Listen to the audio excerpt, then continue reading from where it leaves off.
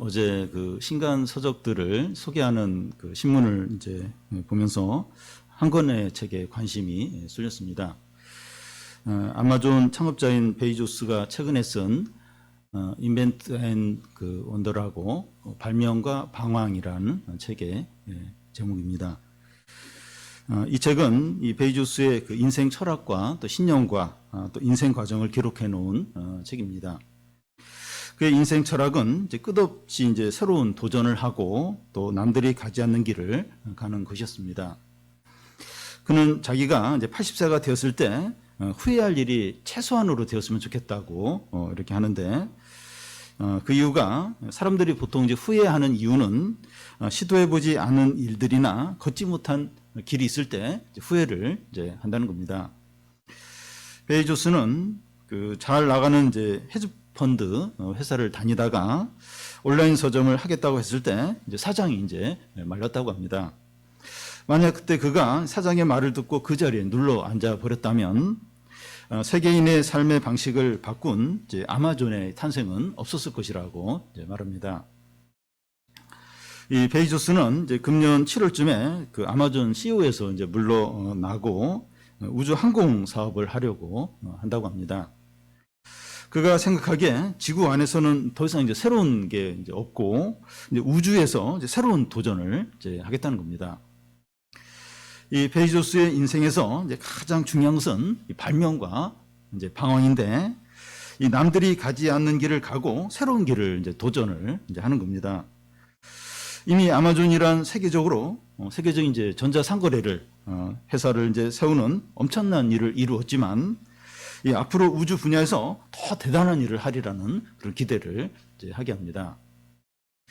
제가 왜 이 베이조스의 이야기를 이제 하는가 하면, 그리스도인의 이 삶이야말로 남이 걷지 않는 새로운 길을 가고 새로운 도전을 하는 삶이라고 하는 생각이 이제 들기 때문입니다. 이 아브라함이나 모세나 다윗이나 이 바울은 이 남들이 가지 않는 새로운 길을 갔습니다. 이스라엘 백성들은 이제 바다가 갈라진 그런 새로운 길을 걸어갔고, 이 40년 동안 하늘에서 매일 내리는 만나를 보면서 광야의 길을 이제 갔습니다. 하나님의 말씀에 따라서 살고 성령의 인도대로 살고 또 하나님과 동행하는 삶이 남들이 가지 않는 길을 가는 것이고 새로운 도전이죠. 그런데 우리가 이 말씀에 따라서 믿음으로 가는 이런 새로운 모험은 무모하거나 어떤 불안한 그런 모험이 아니라 참되고 진리고 생명의 길을 가는 겁니다. 베이조스가 그동안 이제 남들이 가지 않은 길을 가고 또 새로운 도전을 해서 이룬 것이 대단했죠. 세계적인 아마존이라는 그런 엄청난 이제 회사를 세웠는데, 우리가 말씀에 따라서 걷는 새로운 모험은 얼마나 대단할까 하는 기대를 이제 갖게 합니다. 그런데 이 세상에서는 사람이 행복하려면 돈이 있어야 되고 또 인기를 얻어야 되고 힘이 있어야 된다고 말합니다. 그런데 이제 교인들도 이런 생각을 가질 수 있습니다. 청년이든 장년이든 주식이나 이 부동산 같은 재테크에 관심을 많이 가질 수 있습니다. 성도가 이 재테크에 관심을 갖는다고 해서 죄 짓는 것은 아닙니다.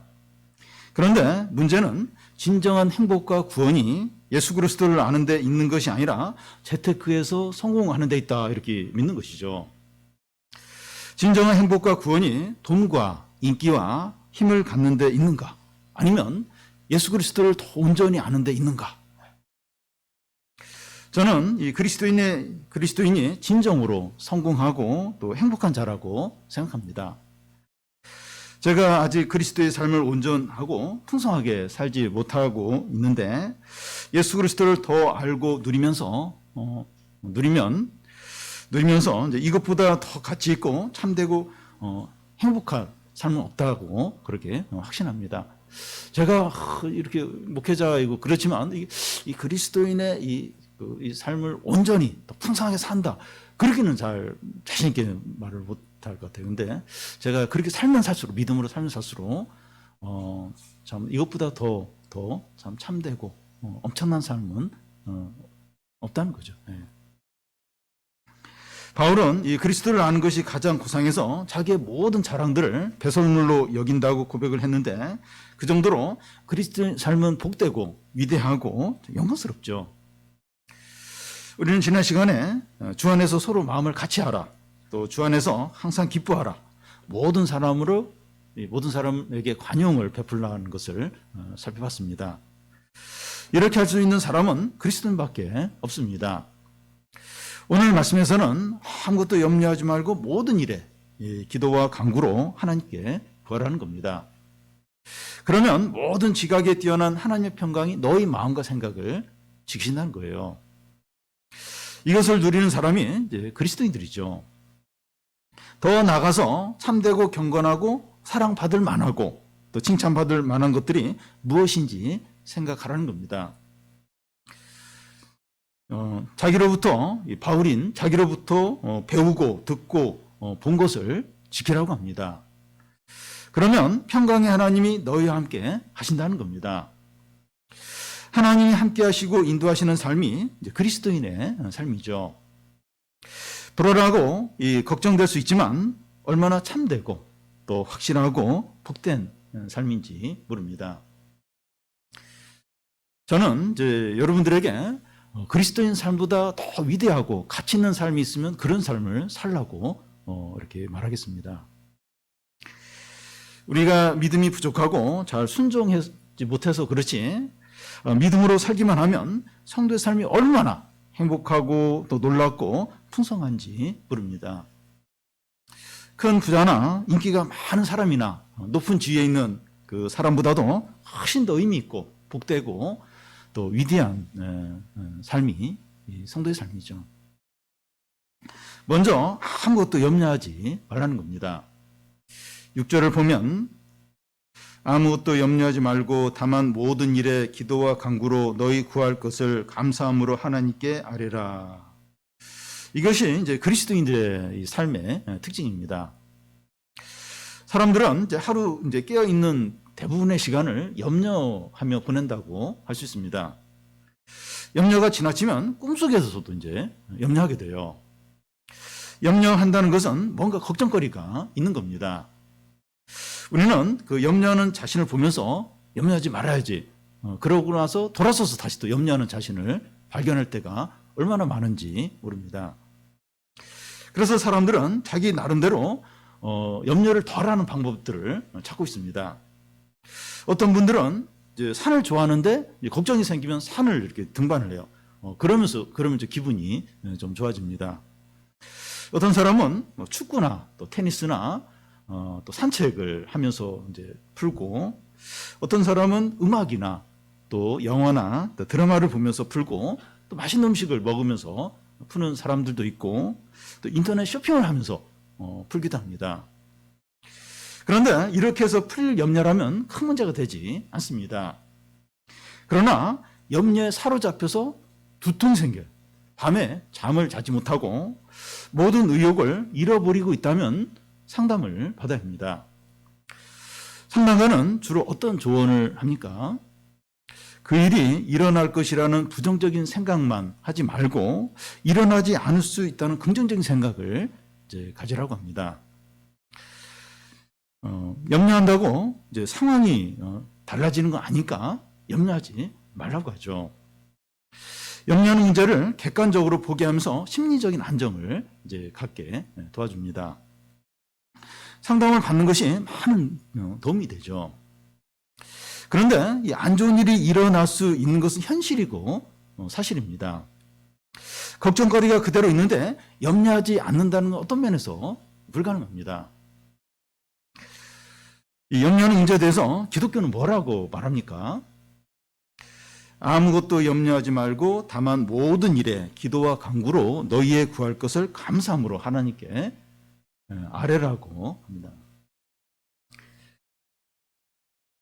이 염려거리들이 그대로 있는데 어떻게 하라는 겁니까? 아무것도 염려하지 말라는 거예요. 그 어떤 염려들도 예외를 두지 말라는 거예요. 이런 문제를 어떻게 염려 안 할 수 있는가? 예외를 두지 말고 아무것도 염려하지 말라는 겁니다.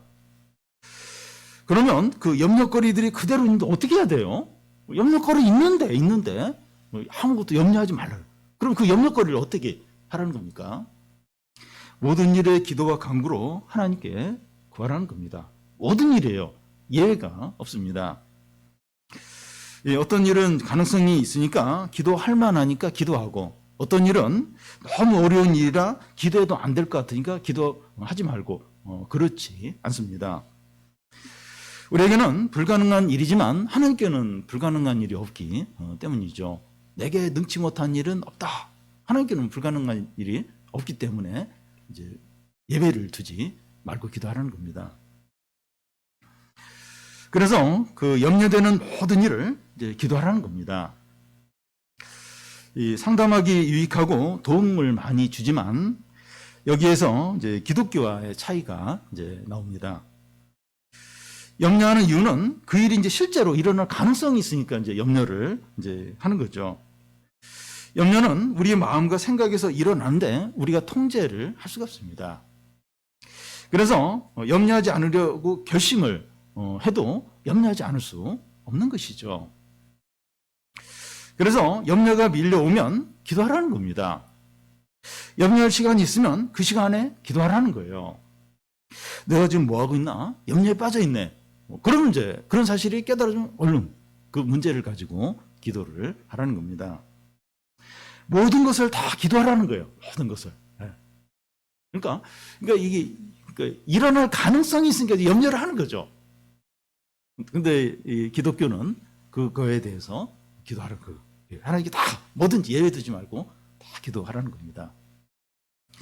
여기 보면 모든 일에 기도와 간구로 하면서 기도와 간구를 구별하고 있습니다.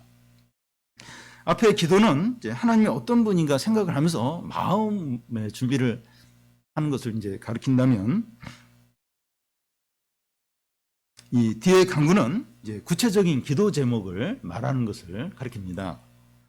우리는 기도할 때 구체적인 기도 제목을 바로 이제 쏟아넣기 전에 하나님이 어떤 분인가 생각을 하고 준비하는 게 필요합니다. 직원이 이제 사장을 만나야 할 때나 또 학생이 교수님을 이제 만나려고 할 때 준비가 필요하죠. 하물며 거룩하고 전능하신 하나님 아버지께 나아가면서 아무 생각이 없거나 아무런 준비도 없이 나아가 우리의 필요를 막 그냥 거침없이 쏟아놓는 건 옳지 않습니다. 내가 지금 만나야 되는 분이 어떤 분인가, 내가 진정으로 구할 것이 무엇인가 하는 것을 생각하고 나가야 합니다. 우리의 기도가 얼마나 의미 있고 은혜가 있는가 하는 것은 기도하기 전에 우리가 어떻게 준비를 하느냐 하는 것에 달려 있습니다. 그런데 기도하는데 이제 원칙이 이제 무엇인가 하면 감사함으로 하나님께 아뢰는 겁니다. 우리가 염려를 이제 하나님께 이제 맡기는 기도를 할 때 염려되는 문제로 인해서 우울하거나 낙심이 될 수 있습니다. 그래서 기도하면서 불평과 원망을 쏟아놓기가 쉬워요. 기도하려고 이제 왔는데 막 슬픈 생각, 속상한 생각들이 나면서 막 그냥 원망과 막 불평을 하듯이 이제 그렇게 하고 그냥 끝내기가 쉬워요. 그런데 기도를 이제 그렇게 하지 말고 감사함으로 하라는 겁니다. 그런데 지금 이 염려거리로 지금 우울한데 어떻게 감사할 수 있습니까? 과거에 하나님께서 응답해 주시고 은혜해 주신 것을 생각하면 감사할 수 있어요. 그리고 우리는 현재 누리는 많은 것들에 대해서는 당연하게 여기면서 한두 가지 없는 것 때문에 불평하고 있지 않는지 돌아보는 겁니다. 부모는 자녀의 이런저런 것이 이제 마음에 들지 않아서 속상할 때가 있는데 하나님께서 자녀를 주셨기 때문에 이런 걱정을 하는 거니까 이 자녀를 주신 것에 감사하고 얘가 이렇게 지금 죽지 않고 살아있다. 나와 함께 있다. 이거 생각을 해도 이제 감사하시는 거예요. 자녀가 있으니까 이제 뭐 이런저런 속상한 일도 있고 실망스러운 일도 있고 이제 그런 것이죠. 자녀를 주신 거, 얘가 아직 생명이 있고 살아있고 그걸로 이제 감사를 하고, 또 직장 생활하면서 힘들어할 수 있는데 직장을 주셨으니까 내가 지금 이렇게 힘든 일을 겪는 것이 아닌가. 그래서 직장을 주신 것에 대해서 이제 감사할 수 있죠. 과거에 이제 기도응답을 해주시고 은혜를 베풀어 주신 것을 되돌아보며 감사드리고 현재 어려움도 기도로 아끼는 겁니다. 그런데 다른 무엇보다도 우리에게 예수 그리스도를 보내주시고 죄 용서를 해주시고 영생을 주시고 또 성령을 주시고 천국 시민이 되게 하신 것을 감사하는 겁니다. 우리는 너무 귀하고 크고 영원한 것들을 소유하고 있기 때문에 어떤 면에서 더 이상 잃어버릴 게 없어요. 더 이상 얻을 것이 없다고도 할 수 있습니다. 우리에게 베풀어 주신 하나님의 풍성한 은혜와 크신 사랑에 감사하며 기도하시기 바랍니다. 그러면 염려하지 않고 모든 일에 이제 기도와 간구로 이제 하나님께 감사하며 구할 때 어떤 약속이 있습니까? 7절을 보면 우리 7절을 같이 한번 읽겠습니다. 그리하면 모든 지각에 뛰어난 하나님의 평강이 그리스도 예수 안에서 너희 마음과 생각을 지키시리라. 모든 지각에 뛰어난 하나님이십니다. 우리보다 똑똑해요. 또 지혜로우시고 모든 걸 다 아시는 하나님입니다. 그런 하나님의 평강이 그리스도 예수 안에서 너희 마음과 생각을 지키신다는 겁니다. 여기서 보면 모든 일의 기도와 간구로 하나님께 감사함으로 아뢰면 모든 기도가 다 응답된다고 말하지 않습니다. 우리가 기도할 때 기도 제목이 다 응답되는 게 아닙니다. 우리 가족이나 교우들의 부모님의 질병을 위해서 간절히 기도했지만 몸이 질병이 더 악화될 때도 있습니다. 꼭 필요한 기도 제목인데 응답되지 않을 수 있습니다. 그러면 하나님께서 우리의 기도에 응답하지 않으신 겁니까? 그렇지 않죠. 우리의 기도에 대한 하나님의 응답이 뭡니까? 모든 지각에 뛰어난 하나님의 평강이 우리 마음과 생각을 지키신다는 겁니다. 여기서 이 지킨다고 하는 것은 군사적인 의미로 외부의 적들이 성 안에 침입하지 못하도록 철저히 성을 방어하는 것을 말합니다. 여러분, 우리의 기도에 대한 응답은 하나님의 평안이 우리 마음과 생각을 철저하게 지켜서 염려와 두려움과 절망에 지배당하지 않도록 하시는 겁니다. 이것이 얼마나 대단한 일이고 이게 얼마나 큰 일인지 모릅니다. 염려하고 두려워하는 것은 우리 마음과 생각에서 일어나는 일인데 통제가 안 돼요. 만약 이 마음에서 일어나는 이런 일을 통제할 수 있다면 공황장애, 우울증, 조울증 이런 환자가 없을 거예요. 근데 이게 안 되는 거예요. 마음과 생각이 일어나는 이런 건 염려, 두려움 이런 건 통제가 안 됩니다. 그런데 하나님의 평안이 우리의 마음과 생각을 지켜서 염려와 두려움과 절망에 지배당하지 않도록 한다. 이게 대단한 기도응답이죠. 어떤 이렇게 어려운 일 해결되는 것보다 훨씬 더 큰 일이고 대단한 일입니다. 우리의 상황이 안 좋고 결과가 나쁠 수 있어요. 그렇지만 하나님의 평안이 우리 마음 안에 가득해서 두려움이나 우울함이 들어오지 않게 하세요. 대단한 겁니다. 이거 엄청난 거예요. 세상 사람들은 상황이 좋고 결과가 좋아야 평안하다, 이렇게 평안을 느낍니다. 그런데 성도는 상황이 최악이에요. 결과가 안 좋아도 평안이 가득합니다. 바울이 지금 감옥 안에서 밖에서나 또 들리는 어떤 그런 말들, 그리고 자기는 또 사형을 당할지 또 이렇게 석방이 될지 그것도 모르고 최악의 상황인데 평안한 거죠. 이 상황과 상관없이 평안한 겁니다. 다니엘의 세 친구는 우상에게 절을 하지 않는다고 체포되어 풀무불에 던져질 상황에서도 하나님의 평안이 그들의 마음을 지켜줬습니다. 그래서 그들은 이 바벨론 왕에게 말하기를 하나님께서 우리를 풀무불에서 건져 주실 거고 그렇지 않다 할지라도 이 우상에게 절을 하지 않겠다고 담대하게 말했습니다. 어떤 부부에게 딸이 있는데 그 딸이 외국에 이제 선교를 나갔다가 그곳에서 전염병이 걸려서 위독한 상황에 빠졌습니다. 그 이제 부부는 이제 여러 날을 이제 딸이 회복이 되도록 간절하게 하나님께 기도했습니다. 그런데 그 어느 날 이제 아침 부부가 마음이 편안한 거예요. 부부가 서로 그걸 느끼는 겁니다. 그런데 그 시간에 다른 하나님께로 간 것입니다. 하나님의 평안이 이 부부의 마음을 주관해서 너무 슬퍼하지 않고 낙심하지 않고 오히려 하나님께 찬양할 수 있게 하신 겁니다. 경제적으로 어렵고 취업을 못했고 시험에 떨어졌고 내일 큰 수술을 앞두고 있고 내일 이제 재판을 앞두고 있는데 마음이 편안한 거예요. 마음 편안한 겁니다. 하나님은 우리의 기도에 응답을 하셔서 우리의 마음과 생각을 평안으로 지켜주십니다. 이것이 기독교입니다. 그러니까 이 자판기식으로 기도하면 다 응답되고, 물론 이제 응답이 되죠. 근데 응답이 안 될 수도 있어요. 근데 놀라운 건 하나님의 평안으로 우리 마음과 생각을 지켜주시는 것. 이게 기독교입니다. 평안을 너에게 주노라 세상이 줄 수 없는 평안입니다.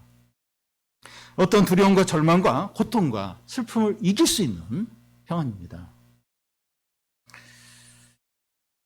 이것이 가장 크고 좋은 것이죠.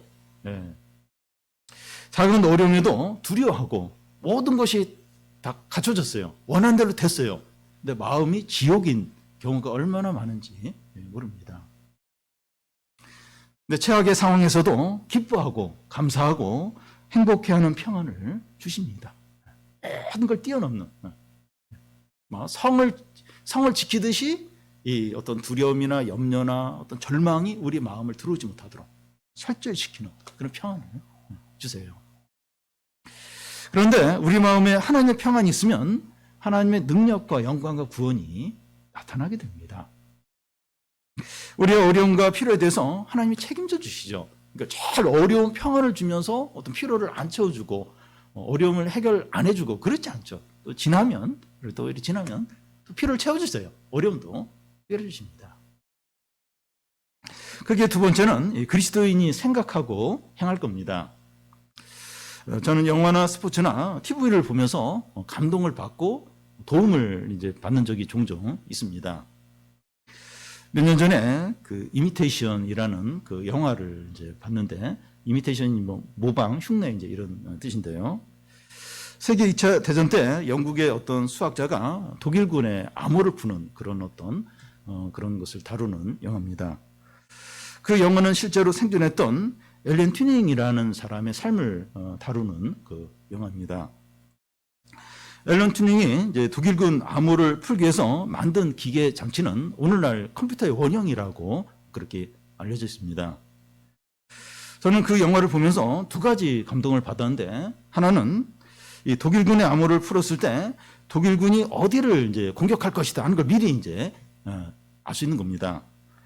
그런데 암호를 푸는 멤버 중에 한 사람의 형이 탄 배를 독일군이 이제 공격하려고 한다. 이걸 이제 암호를 풀면서 알게 된 겁니다. 그러자 그 멤버는 이 사실을 그 배에 알려서 형을 이제 살리고 싶어 합니다. 그런데 앨런 튜닝은 반대를 합니다. 그 배를 피신시키면 독일군은 자기들의 암호가 해독되었다는 것을 알고 암호를 다시 바꾸게 되면 전쟁이 끝나는데 수개월 혹은 수년이 더 걸리게 된다는 거죠.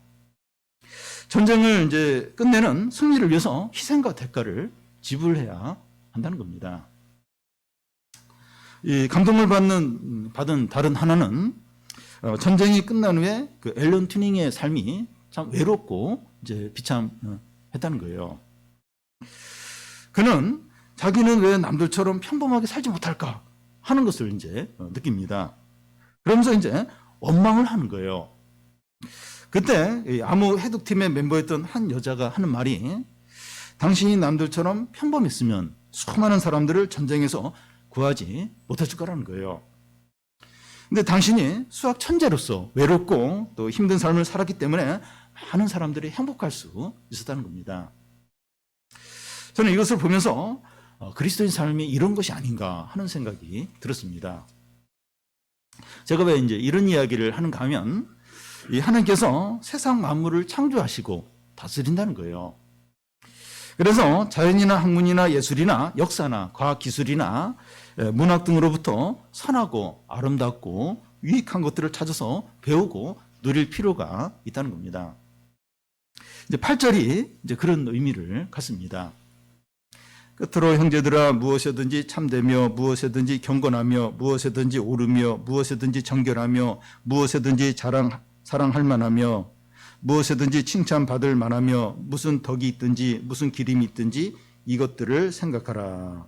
8절을 조금 더 정확하게 이제 좀 쉽게 좀 번역을 하면 무엇이든지 참된 거, 무엇이든지 경건한 거, 무엇이든지 옳은 거, 무엇이든지 정결한 거, 무엇이든지 사랑받을 만한 거, 무엇이든지 칭찬받을 만한 거, 무엇이든지 덕이 있는 거, 무엇이든지 찬양받을 만한 것이 받을 만한 것이 있든지 이것들을 이제 생각하라는 겁니다. 무슨 말인가 하면 이 복음이나 이 하나님 말씀뿐만 아니라 세상 학문이나 역사나 예술이나 과학이나 문학 등으로부터 참된 것이나 또 경건한 것이나 옳은 것이나 정결한 것이나 사랑받을 만한 것이나 칭찬받을 만한 것이나 덕이나 찬양 받을 만한 것들을 찾아서 배우고 누리라는 겁니다. 다시 말해서 하나님을 성경과 교회와 이 신앙생활에만 제한시키는 것이 아니라 온 세상과 사회의 모든 분야와 우리의 전 삶에서 하나님의 주권과 다스림을 인정을 하라는 겁니다. 세상 모든 분야에 참된 것과 옳은 것과 칭찬받을 만한 것들이 있다는 거예요. 이런 것들을 이제 일반 은혜라고 하는데 일반 은혜를 누리라는 겁니다. 예를 들어서 이성과 양심과 이제 상식이 이제 일반 은혜인데 교인들이 이런 것들을 따라서 살아도 세상으로부터 불신을 덜 받을 겁니다. 이번에 이제 우리 코로나 상황 가운데서 우리가 이런 걸 많이 이제 느끼게 되는데요. 분명히 이제 믿는 사람들은 이게 말씀대로 순종하는 거고 이게 은혜를 붙드는 거라고 생각하고 막 이렇게 이제 할 수 있는데, 근데 이게 이제 다른 사람에게 피해를 이제 줄 수 있는 겁니다. 그러니까 이렇게 잘못하면 어떤 종교적인 영역 안에만 이제 하나님을 제한시키고 하나님은 사실은 온 세상을 다스리는데 그걸 인정을 안 하고 내가 이렇게 막 우리가 이렇게 막 말씀대로 하기만 하면 또 이렇게 본인이 생각할 때 이렇게 막 은혜대로 하기만 하면 이건 옳다. 근데 그렇지가 않은 거예요. 하나님 온 세상을 다스리신다는 겁니다. 그래서 이성과 양심과 상식대로 이걸 이렇게 생각하고 이렇게 하는 게 얼마나 필요한지 모른다는 겁니다. 신앙이 이성과 상식과 양심을 다 무시하고 그것과 별개로 그게 아니라는 거예요. 그래서 참 이렇게 성도가 이렇게 이성과 양심과 상식대로만 해도 그렇게 세상 사람들로부터 비난을 받고 그런 일은 확 이제 주게 되죠. 우리는 이제 성경 말씀 통해서뿐만 아니라 이성과 양심과 또 학문과 경험과 모든 것을 통해서 무엇이 참된 것인가, 무엇이 옳은 것인가, 무엇이 정결한 것인가, 무엇이 사랑받을 만한 것인가, 무엇이 칭찬받을 만한 것인가, 무엇이 덕인가 하는 것을 생각하는 겁니다. 우리가 언제나 어떤 상황에서나 상식적으로나 내가 마땅히 해야 할 일이나 옳은 것이나 하나님의 말씀대로 순종할 것을 생각하는 겁니다. 그냥 이제 하나님 말씀만 생각하면 되지 않는가? 그렇게 하면 되지. 왜 이렇게 해야 됩니까? 그러니까 그리스도인은 하나님 말씀만 생각하면 되지. 왜 뭐 이런 식으로 막 이렇게 생각을 해야 됩니까? 우리의 전 삶에 하나님의 주권을 인정하고 하나님을 경외함으로 살아야 하기 때문이죠. 우리가 말씀에 순종해서 산다고 하면 너무 좁게 생각을 하고 우리의 나머지 삶은 우리의 생각과 욕심대로 살 가능성이 많기 때문입니다. 말씀대로 사는 게 옳죠. 근데 이렇게 말씀만 이렇게 딱 생각을 하면 너무 좁을 수 있어요. 그러니까 어떤 종교적인 영역에서만 이렇게 어떤 제한된 어떤 일부의 삶에서만 그렇게 살고 그 외 전 삶에 대해서는 그냥 모르는 거 기준이 없이 그냥 자기 생각대로 욕심대로 그렇게 하기가 쉬운 겁니다. 그런데 우리가 이성적으로, 양심적으로, 상식적으로 옳은 것이 무엇인지 생각을 한다는 것은 우리의 전 삶에 하나님의 주권을 인정하고 하나님의 뜻대로 살려고 하는 것이 됩니다. 우리가 의도적으로 이제 이렇게 해야 하는 이유는 우리가 평소에 생각하는 것이 행동으로 나오기 때문입니다. 우리는 이제 평상시에 어떤 생각을 주로 합니까?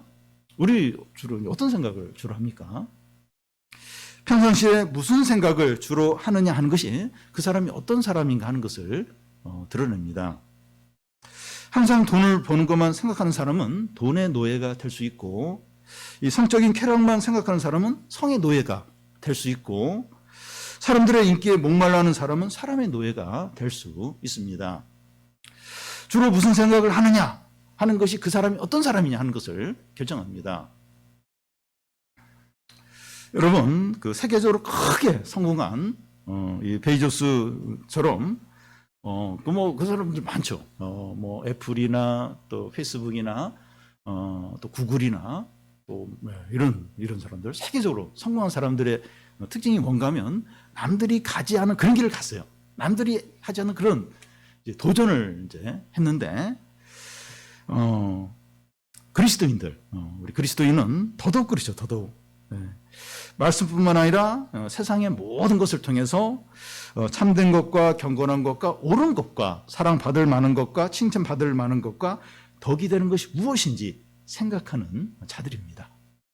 그리스도인은 그런 자들이에요. 그러니까 이 모든 걸 통해서 참된 거, 옳은 거, 경건한 거, 칭찬받을 그게 뭔가 그걸 생각하는 사람이 이제 그리스도입니다.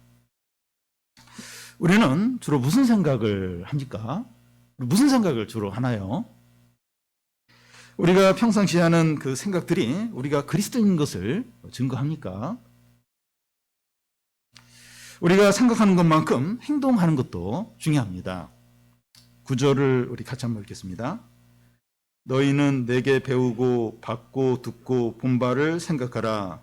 그리하면 평강의 하나님이 너희와 함께 계시리라.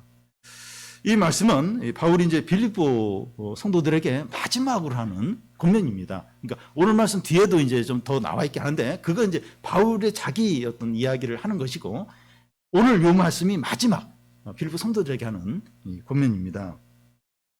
내가 그동안 이렇게 쭉 빌립보서를 통해서 말씀을 전했어요. 말씀을 전했는데 그걸 이제는 행하라는 거예요. 너희들이 나에게 받고 듣고 본 거 그걸 행하라. 마지막으로 이렇게 이제 권면합니다. 야고보 사도는 행함이 없는 믿음은 죽은 믿음이라고 했습니다. 하나님의 이 축복에는 항상 조건이 있습니다. 10계명 중에서 5계명을 보면 내 부모에게 공경하라. 그리하면 이 땅에서 복을 받는다고 했습니다. 이 신명기에서 보면 너희가 이제 가나안 땅에 들어가게 되는데 하나님의 모든 말씀을 지키라는 거예요. 그러면 하나님의 모든 축복을 그곳에서 받는다고 말씀했습니다. 행하라 그리하면 축복이 있다는 겁니다. 그리하면. 이 그리하면이 중요해요. 이 그리하면. 이렇게 그리하면. 행하면 그리하면 축복이 있다는 겁니다. 하나님의 축복에는 항상 이제 조건이 있는데 이 조건이 있다는 것을 잊고 축복만 받으려고 하면 불행하게 됩니다. 이 축복도 받지 못할 뿐만 아니라 저주를 받게 돼요. 심판을 받을 뿐이죠. 너희는 내게 배우고 받고 듣고 본 바를 행하라. 그리하면 평강의 하나님이 함께 하신다는 겁니다. 우리가 평안하고 행복하고 축복을 받으려면 행해야 돼요. 말씀대로 행해야 합니다. 학생이 이제 공부를 할까 말까 고민하다가 이제 공부를 하기로 결심하고 공부를 했을 때 나중에 잘했다고 생각하면서 이렇게 행복을 느껴요. 행복을 느낍니다. 주부가 냉장고를 정리할까 말까 이렇게 고민을 하다가 딱 정리를 했을 때 나중에 지나고 나서 이렇게 냉장고를 열어보면서 기분이 좋아요. 행복을 느낍니다. 우리가 해야 할 일이나 옳은 일을 했을 때 행복을 느껴요. 여러분, 행복이라는 게 쉬워요. 좀 쉽고 가까운 곳에 있습니다. 이렇게 해야 될 일, 또 옳은 걸 했을 때 그게 작은 걸 할지라도 이렇게 하고 나면 행복이 느껴져요. 이렇게 어떤 기쁨이 느껴집니다. 그런데 당연히 해야 할 일을 하지 않고 욕구와 충동대로 했을 때 행복할 것 같은데 후회하고 또 공허하고 불행하게 됩니다. 우리는 이런 사실을 경험적으로 많이 했어요. 그래서 너무나 잘 알고 있어요. 이성과 상식적으로 행동을 해도 행복을 느끼게 됩니다. 더 나아가서 우리가 하나님의 뜻대로 행할 때 진정한 행복과 기쁨과 평안을 누리게 됩니다. 그러니까 그 해야 될 일, 또 옳은 거, 이성과 상식적으로 행해도 행복이 느껴지는데 하나님 말씀대로 행할 때 진정한 행복과 기쁨과 평안을 누리게 되죠. 여러분, 행복 자체와 이 기쁨 자체를 추구하는 사람들은 이 술이나 도박이나 그 마약을 하는 사람처럼 잠시는 행복하지만 좀 시간이 지나면 비참해져요. 불행하게 됩니다. 그런데 하나님의 말씀대로 행할 때 평강의 하나님이 우리와 함께 하시는 거예요. 말씀대로 행한다 해서 당장에 좋은 일이 안 생길 수 있어요. 근데 평강의 하나님이 우리와 함께 하십니다. 하나님의 평안이 우리 마음을 지킬 뿐만 아니라 인도하시고 보호를 해 주십니다. 남들이 가지 않는 길을 가고 새로운 도전을 이제 할 수 있지만 가장 안전하고 복되고 영광의 길이죠. 이 평강의 하나님이 함께하면 이게 조금 이렇게 힘들 수 있어요. 힘들 수 있어요. 약간 이렇게 불안해지고 또 부담이 되고 손해 볼 것 같고 그럴 것 같아요. 근데 이 평강의 하나님이 우리가 다 함께하고 우리의 삶을 인도할 때 남들이 가지 않고 새로운 도전을 하고 그런 길이지만 제일 안전해요. 제일 확실합니다. 참된 길이죠. 생명의 길이죠. 제일 보장된 길이죠. 여러분, 우리가 신자인데 기쁨이 없고 무기력하고 오랫동안 침체가 되어 있다면 돈이 없거나 어려움이 있거나 코로나 때문이 아니고 행함이 없기 때문입니다. 말씀대로 행하지 않기 때문입니다. 사도 바울은 우리에게 계속 명령을 해요. 지난 시간 특히 오늘 말씀도 그런데 주 안에서 같은 마음을 품어라. 주 안에서 항상 기뻐하라. 모든 사람에게 관용을 나타내라. 아무것도 염려하지 말고 하나님께 모든 것을 아뢰라. 또 모든 분야에서 옳은 것을 생각하라. 나에게 보고 들은 것을 행하라고 이렇게 명령식으로 말씀합니다. 행하는 것은 누가 해줄 수 있는 것이 아닙니다. 부모가 자녀를 위해서 대신 행해주고 또 다른 그 교우를 위해서 내가 대신 행해주고 그럴 수가 없어요. 또 내가 이렇게 행할 걸 누가 대신 해줄 수도 없습니다. 지금 우리가 해야 돼요. 내가 말씀에 직접 순종을 하고 행해야 됩니다. 너희가 보고 듣고 배운 말씀대로 행하라. 그리하면 평강의 하나님이 우리와 함께 하신다는 겁니다. 그리하면입니다. 축복에는 조건이 있어요. 조건이 있습니다. 행해야 축복이 있어요. 행해야 평안이 있고 기쁨이 있고 은혜가 있고 능력이 있고 구원이 있습니다. 지적으로 잘 알고 있고 남들에게 잘 가르칠 수 있어도 행하지 않으면 아무 유익이 없어요. 제가 이제 이렇게 말씀을 연구하고 그래서 말씀을 잘 알죠. 또 막 설교를 하고 그래서 막 교인들이 막 은혜를 받고 막 기뻐해요. 그러면 이제 제가 이제 그렇게 말씀도 잘 알고 전했으니까 나에게 유익이 뭔가, 물론 뭐 기분은 좋을 수 있죠. 막 교인들이 은혜를 받으면. 근데 제가 그 말씀을 행하지 않으면 저에게 아무런 유익이 없습니다. 무슨 기분은 뭐 좋을지 몰라도 그 이상 아무 유익이 없어요. 그러니까 똑같아요. 저는 말씀을 전하고 듣는 여러분이나 또 말씀을 전하는 저나 그 말씀을 행해야만 축복이 있고 은혜가 있고 기쁨이 있고 구원이 있고 영광을 누리는 거죠. 말씀을 잘 알고 듣고 또 말씀도 잘 전하고 그런다 할지라도 자기가 그 말씀을 행하지 않으면 아무 상관이 없어요. 아무런 유익이 없습니다. 그리하면 행하라. 그리하면 축복이 있다는 겁니다. 평강의 하나님이 함께 너희와 함께 하겠다는 겁니다. 평강의 하나님이 우리와 함께 하시면 두려울 게 없고 부족할 것이 없고 기쁘고 행복하고 풍성하고 놀랍고 위대한 삶을 살게 됩니다. 우리 모두가 아무것도 염려하지 말고 모든 것으로 감사함으로 기도하고 언제나 참된 것과 옳은 것을 생각하고 듣고 배운 말씀을 행함으로 평강의 하나님의 축복과 은혜와 보호를 받는 성도들이 다 되시기를 바랍니다.